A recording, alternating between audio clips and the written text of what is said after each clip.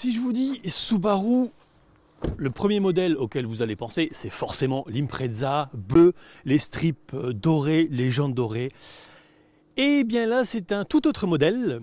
Bonjour et bienvenue sur Tescars. J'ai le plaisir aujourd'hui de vous présenter la nouvelle Subaru Solterra. Si le design vous dit quelque chose, ce n'est pas un hasard puisque c'est la cousine du Toyota BZ4X version 4x4, ici 4x4 permanent en full électrique. On démarre comme d'ordinaire avec le design, avec une face avant assez verticale malgré tout, des capteurs à l'avant, projecteur à LED qui se règle automatiquement, les anti-brouillards, et une fois n'est pas coutume, la caméra ici à l'avant n'est pas intégrée au sein du logo de la marque, mais déportée au sein de la calandre. C'est assez rare.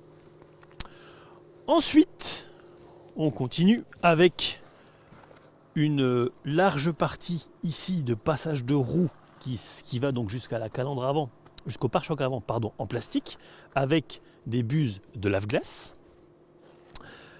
Ici, les jantes sont de 18 pouces. Et vous remarquez vraiment que le passage de roue, il est assez massif. Le sigle EV, puisque je le rappelle, je l'ai dit il y a un instant, c'est une version full électrique. D'ailleurs, c'était la condition sine qua non, en gros, pour que la marque subsiste en Europe, puisque vous savez très bien que la législation fait que aujourd'hui, il n'y a plus que de l'hybride quasiment qui est proposé, voire de tout électrique.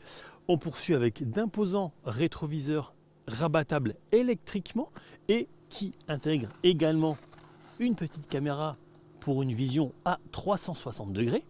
Le pare-brise est acoustique avec filtration UV. Bon, aujourd'hui, vous aurez compris que ce n'est pas trop un problème. Et je profite qu'on soit ici pour vous montrer aussi un élément dans le pare-choc avant. J'aurais dû vous le préciser un tout petit peu avant. C'est que ici, en fait, il y a un flux d'air. Ce n'est pas un appendice esthétique, c'est vraiment quelque chose pour optimiser le flux d'air et donc le CX, donc le coefficient de pénétration dans l'air, et par là même la consommation. Mais ça, on y viendra un petit peu plus tard. Au-dessus du véhicule, on retrouve des rails de toit. On poursuit un petit peu avec le vitrage arrière surteinté. Vous remarquez également que tous les bas de caisse latéraux sont plastifiés. Ça donne un petit peu un côté outdoor robuste. De nouveau, ces imposants passages de roues en plastique à l'arrière. Et puis, on arrive donc sur cette partie ici avec un aileron, un spoiler, pardon, un vitrage arrière ici qui est assez large, assez incliné, mais vous le verrez quand on est à l'intérieur, ça c'est l'un des bons points, c'est que la rétrovision, même sans être en marche arrière, donc sans utiliser la caméra de recul, eh bien la rétrovision est vraiment très très bonne. Ensuite, feu à LED, évidemment, les capteurs, la caméra j'en ai parlé il y a un instant, le modèle essayé, pardon, EV. C'est encore, si on n'avait pas bien compris que c'était une électrique, c'est encore indiqué ici. Et puis, un large diffuseur ici, toujours en plastique, avec un fond plus ou moins plat pour optimiser encore une fois la traînée du véhicule et donc sa consommation. Ensuite, on va passer de l'autre côté, juste ici,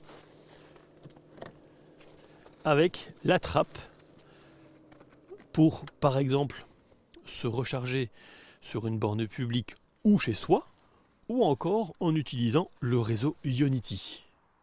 Et maintenant, je vais vous parler de la motorisation. Cette Solterra est disponible en deux finitions, confort ou luxury, 59 900 € ou 63 990 €. Ici, on est sur la finition confort.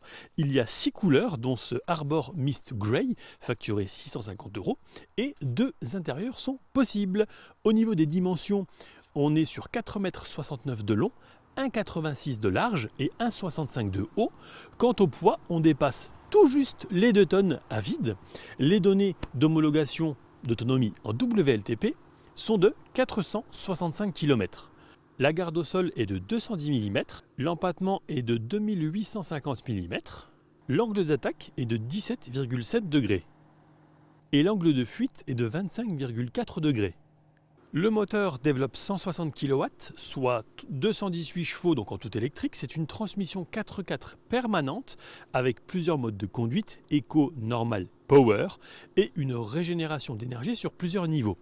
Il y a un moteur sur l'essieu avant qui développe 109 chevaux et un autre sur l'essieu arrière qui développe la même chose pour un couple de 168,5 Nm par moteur. La batterie lithium-ion de 71,4 kWh est composée de 96 cellules et d'une tension de 355,2 volts. Elle est fournie par Panasonic. La vitesse max est de 160 km/h. Le 0 à 100 est abattu en 6 secondes 9. La puissance de recharge max en courant alternatif est de 7 kW et grimpe à 150 en courant continu. Par contre, petite mesquinerie, j'aurais quand même apprécié à 60 000 € un vérin hydraulique. Alors on va commencer l'intérieur par la portière avec ici un double, je ne vais pas parler de porte-gobelet, mais enfin on peut quand même mettre 2 boissons sans problème. C'est ici du plastique dur, un petit peu plus haut du tissu, mais on y vient dans un instant. Ensuite je vais vous parler du siège qui est électrique sur 10 positions différentes et il y a également le réglage lombaire. Vous verrez dans un instant les sièges, en fait ils maintiennent vraiment très bien et ce quelle que soit la façon de conduire. Ensuite, réglage donc des 4 vitres, verrouillage, les rétros qui sont réglables électriquement et rabattables. Ensuite, la trappe pour ouvrir le moteur, ici. D'ailleurs, j'ai été assez surpris qu'il n'y ait pas de cache, parce qu'on voit absolument tout. Les feux de route automatiques, l'ouverture du coffre, qu'on peut également ouvrir directement évidemment depuis le coffre ou depuis la télécommande. Réglage des feux, des antibrouillards avant et arrière. Ensuite, on arrive sur le volant qui est, je trouve, trop fourni, mais malgré tout, on s'y retrouve quand même. Alors, prise en main, rien à redire. Les palettes ici, contrairement à son homologue japonais, où elles n'y sont pas, ici ça permet en fait de jouer avec la régénération d'énergie. C'est sur plusieurs niveaux. Par contre, il faut appuyer à chaque fois, c'est-à-dire que si on maintient, ça ne va pas aller automatiquement au max. Il faut appuyer plusieurs fois, jusqu'à 4 fois. Au niveau donc du volant, on est tout d'abord sur tout ce qui est le téléphone en Bluetooth, lié au téléphone en Bluetooth. La petite touche ici permet de... Hop, voilà, on va recliquer dessus parce que c'est assez rapide, il faut être assez rapide. Voilà, permet donc de régler le régulateur de vitesse, la source sonore, de voir un petit peu la consommation et le temps écoulé. Là, on est sur tout ce qui est aide à la conduite, et il y en a pas mal. Des messages éventuellement liés au véhicule directement. Et puis, on retourne sur la partie gauche de l'écran, ici splitté en deux. On est sur la consommation. Et ensuite, on peut aussi avoir voilà, cet écran en full, c'est-à-dire pas divisé en deux, avec alors, hop, ici quand la véhicule est en train de charger, ici quand on roule ou quand on roule vite, quand on accélère fort, l'état de charge de la batterie, le P c'est parce qu'on est en parking, et ici régulateur de vitesse désactivé, l'aide au maintien dans la voie également. Alors, très important, très important, l'autonomie restante, le kilométrage qu'on peut parcourir, et on voit ici qu'on a activé la ventilation. Et justement, on va arrêter la ventilation et vous allez voir que le 192 passe à 237. Donc ici, vous avez vu, c'est pour naviguer dans les menus. Ici, là, cette commande ici va pouvoir gérer le volume, commande vocale, j'ai jamais utilisé. Les commandes liées au régulateur de vitesse, l'aide au maintien dans la voie. Ici, on va pouvoir choisir le régulateur de vitesse normal ou adaptatif ou encore le limiteur. Ça, je trouve que c'est vraiment pas mal. Et puis, la distance avec le véhicule qui nous précède. Et là, on est sur la source sonore, en sachant évidemment qu'on peut connecter son téléphone. Alors, il est vrai que le tableau de bord, en tant que tel, est quand même assez spécial, puisqu'il n'y a rien au-dessus. Il n'y a pas d'affichage tête haute, mais je trouve qu'on voit extrêmement bien. Alors je ne vais pas parler en pleine luminosité, parce qu'il n'y a pas vraiment de soleil, mais c'est assez déroutant et finalement ça passe super bien. Et le volant aussi, réglable à hauteur et en profondeur. Moi je l'ai mis très bas pour avoir vraiment une très bonne vision et j'adore. Alors il faut quand même, vous l'aurez compris, un certain temps d'adaptation pour s'y retrouver, parce qu'encore une fois, voilà, le volant est assez fourni. Allez, on passe maintenant à l'écran. Le côté pratique, lorsque l'on recule, en plus d'avoir la caméra de recul, c'est ça. Une autre caméra située plus haut, ça peut être extrêmement pratique, même si, et vous allez le voir dans un instant, la définition de la caméra de recul principale est vraiment exceptionnelle, il n'y a rien à dire. On arrive ici donc sur ce grand écran de 12,3 pouces, compatible Apple CarPlay et Android Auto sans fil. Donc là on est sur la navigation intégrée, les différentes sources sonores, le téléphone en Bluetooth, les menus liés à la voiture. Donc par exemple là on va avoir la consommation et l'historique. Donc là vous voyez déjà qu'on est à 22,8, mais je vais y revenir dans un instant. Et puis navigateur web, bon, c'est pas forcément ce qu'il y a de plus important sur ce genre de véhicule, mais soit. Et puis les paramètres, où là on va pouvoir, par exemple, choisir certaines choses. Voilà, par exemple, éviter la circulation automatique ou pas. Voilà, c'est d'ailleurs en sortant de Paris, ça m'a aidé, puisque ça m'a évité sur le périph' de perdre trop de temps dans un bouchon en raison d'un accident. Donc je suis sorti, j'ai suivi, parce que c'est pas du tout un endroit que je connais, et ça m'a fait gagner une vingtaine de minutes. On revient tout en haut. Donc là, on va par exemple arrêter l'audio, arrêter la musique, régler le volume, surtout disons le passager va pouvoir le faire. Le réglage, on va enlever le gant quand même puisqu'on a à l'intérieur des sièges chauffants sur 3 niveaux. Et chose que je ne connaissais pas, c'est le réglage automatique des sièges chauffants. Ça c'est vraiment pas mal. La clim éco, automatique, où on l'arrête et on gagne 40 km d'autonomie. Recyclage, la clim, pardon. Et là on est de nouveau sur les sièges chauffants. Désembuage du pare-brise. Alors si on choisit par exemple une température différente à droite, de gauche, là on va pouvoir synchroniser les deux températures. Pardon. Désembuage arrière, désembuage avant, des bus d'aération, le warning, le démarrage du véhicule. La définition de la caméra à l'arrière, elle est irréprochable. Il y a aussi la possibilité d'avoir une vue plus haute ou en grand angle. Là, ce seront les lignes de guidage. Et puis, petit gadget dans les paramètres de la caméra, vous pouvez même changer la couleur de la carrosserie de la voiture. Donc, on était en gris, on va passer en vert. Voilà. Je vois pas trop l'intérêt, c'est vraiment gadget, mais voilà, ça existe. Ensuite, on va se remettre au frein de parking, ça va la faire taire. Là, ici, le frein à main va se mettre automatiquement. Les différents modes de conduite, donc il y a Eco, Normal et Power. Il me semble que chez Toy, il n'existe pas la commande Power. Et puis View, donc les caméras à 360 degrés. Voilà, et là, on va pouvoir choisir différents angles tout en restant avec cette couleur verte. Bon, on va la laisser comme ça. Ensuite, ici, on va enlever l'anti-patinage. Et la particularité de cette Subaru, ce sont ces différents modes de conduite, puisque je rappelle que c'est un 4x4 permanent. Donc on choisit soit neige, terre, soit neige profonde et boue. Et là, évidemment, et désactiver l'ESP et aussi le freinage automatique d'urgence. Ensuite, ici, on a un petit rangement avec une prise USB-C, un double porte-gobelet ici, un accoudoir coulissant qui, lorsque l'on ouvre, propose un petit espace de rangement. Je dis bien petit parce que voilà, c'est pas énormous.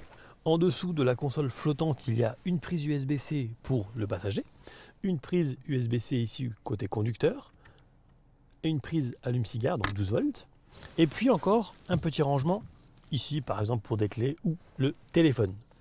Ensuite, j'aimerais vous montrer un petit peu ici le côté passager. C'est en tissu. Je trouve que ça fait un petit peu vieillot. Je ne sais pas ce que vous en pensez. N'hésitez pas à me donner votre avis dans les commentaires. Et en dessous, une fois n'est pas coutume, eh bien, il n'y a pas de boîte à gants. Assez surprenant, mais c'est comme ça. Et puis, donc, de nouveau, ici, on est sur la sellerie côté passager. Même chose. Alors, si ça maintient vraiment bien, encore une fois je le répète, je trouve que le tissu fait un petit peu vieillot. Bon, après voilà, ce n'est que mon appréciation. Et bien écoutez, je pense qu'on en a terminé pour la partie avant. J'espère ne rien avoir oublié de cet environnement un petit peu atypique, surtout le poste de conduite. On passe maintenant aux places arrière. Alors, hop là.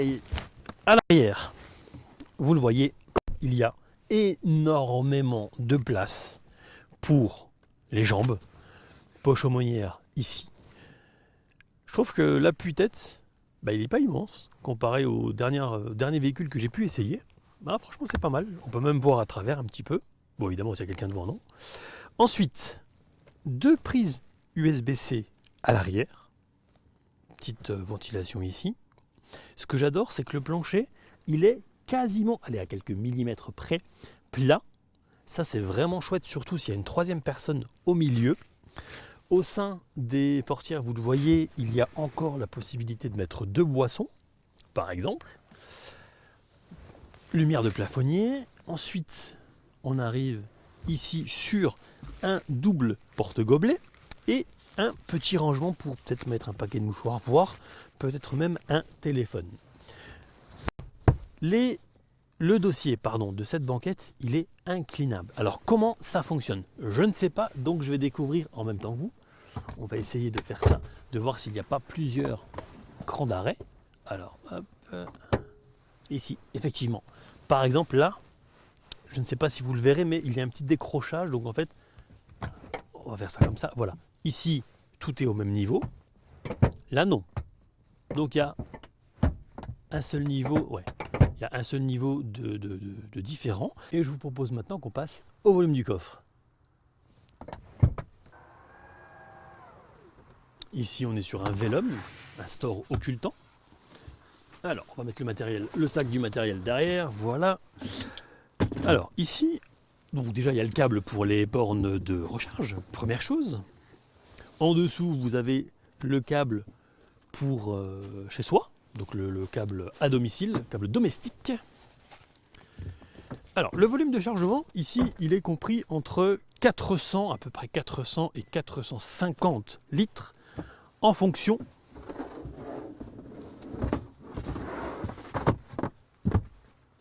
du niveau du plancher.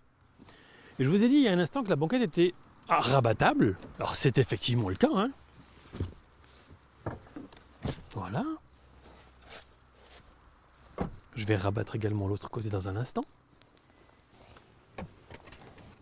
Voilà.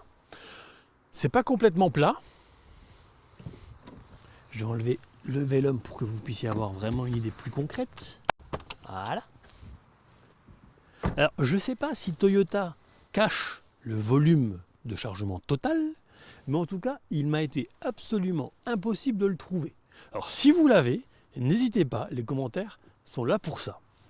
Et maintenant, une fois qu'on a vu donc l'avant, l'arrière et le coffre, je vous propose de vous installer à bord pour quelques kilomètres.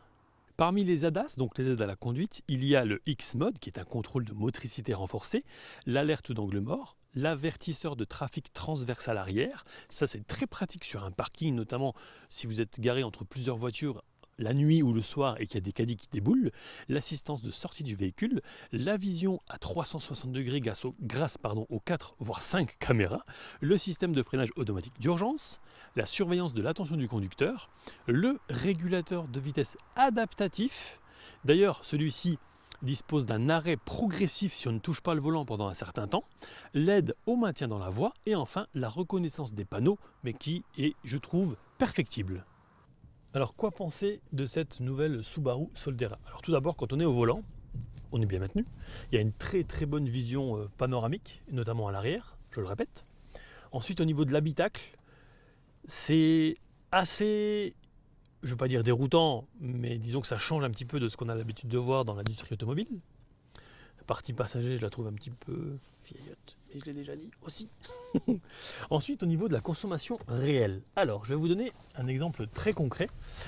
J'ai parcouru des centaines de kilomètres avec ce véhicule, mais je vais prendre seulement un échantillon de 140 km entre Paris 15e et Reims-Vrigny, donc aux abords de Reims. Donc sur 140 km parcourus, majoritairement de l'autoroute, j'étais à 21,2 kW au 100 km. Sans chauffage, à 130 km/h réel, il restait à l'arrivée 153 km d'autonomie, soit 45%. La température extérieure oscillait entre 4 et 5 degrés.